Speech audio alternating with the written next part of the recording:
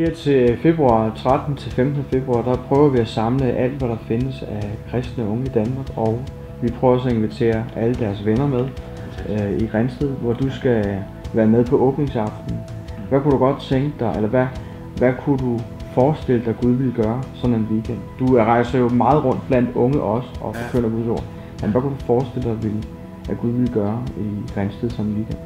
Jamen, jeg håber, jeg skaber håb hos nogen.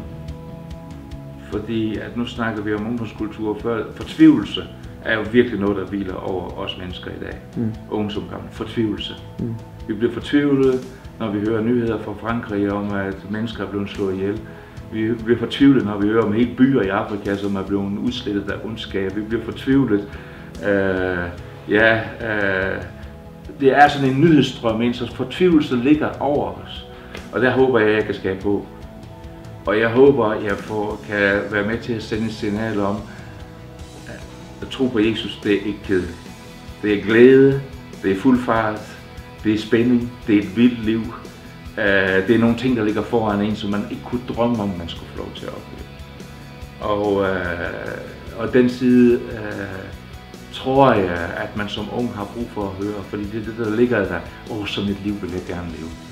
Og så ligger det andet, men hvis jeg skal være en kristen, så kommer jeg til at leve et kedeligt liv. Og der tror jeg nok, at mit liv er et bevis på det modsatte. Tak skal du have. Vi glæder os til at få besøg af dig. Jeg glæder mig rigtig meget, og til jer, der er et lille smule i tvivl om, I skal komme eller ej, husk at komme. Jeg fortæller ikke, hvornår jeg skal tale, for du kan sortere det fra, så du må hellere være med fra start. Tak skal du have.